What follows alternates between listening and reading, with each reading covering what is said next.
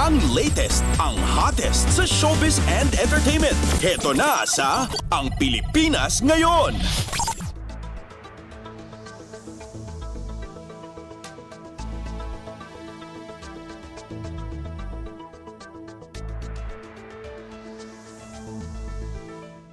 Magandang araw sa ating mga chismoso at chismosang nag-aabang ng mga trending na balita sa mundo ng showbiz. Ito na ang ratsyada ng mga chika. Handa na ang OPM o Original Filipino Music iconic rock band group na River Maya para sa kanilang 7 araw na North America Tour ngayong Setyembre at Oktubre.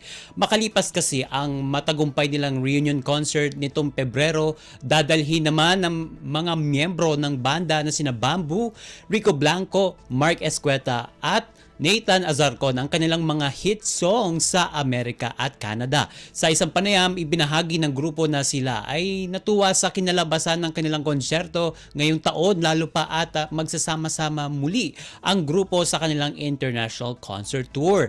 Nakatakda silang mag-ikot sa ilang syudad sa Amerika at Canada sa susunod na buwan at sa Oktubre, partikular sa Vancouver, Toronto at Alberta sa Canada, at sa New York City, Temecula, Los Angeles at sa San Francisco sa Amerika.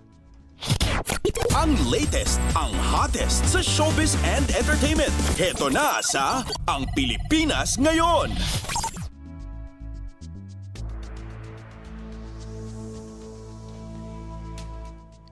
At sa iba pa nating chika for today, nakatakda namang mag-perform at tumanggap ng awards ang Philippines Nations Girl Group na BINI sa Voices of Asia Award ng Billboard K-Power 100 sa Seoul, South Korea ngayong Agosto 27. Bukod sa matatanggap nilang award, excited na rin ang mga miyembro ng girl group na sina Mika, Stacy, Maloy, Sheena, Joanna, Colette, Gwen at Aya sa Billboard Korea na makikilala at mapapanood pa ang mga pinakabigating mga South Korean pop stars.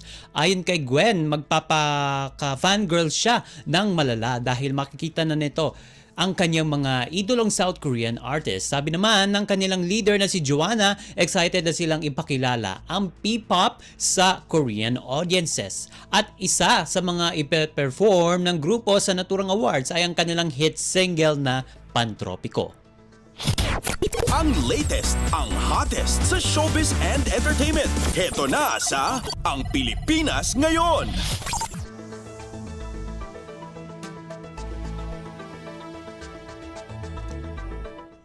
At sa huli natin chika for today, inamin ng kapuso actor na si Bea Alonzo na may mga umaaligid at nagpapahayag ng intensyon na makilala o manligaw sa kanya.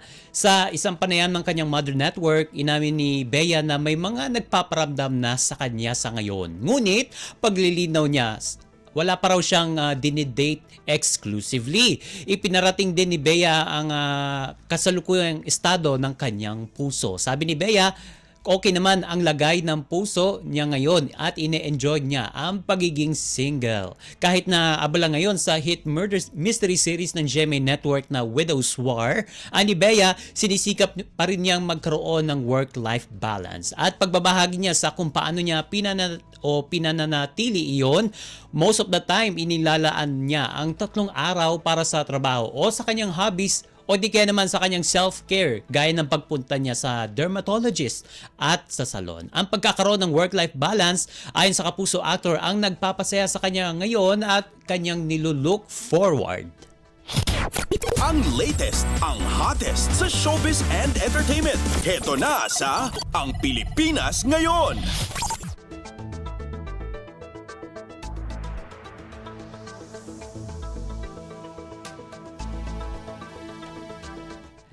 At wala na tayong sapat na oras para sa ating balitang artista. Maraming salamat mga kachismis sa pakikinig sa aking mga chika for today. Ako po si Mama JT para sa Radyo Pilipinas World Service. Ang latest, ang hottest sa showbiz and entertainment. Heto na sa Ang Pilipinas Ngayon.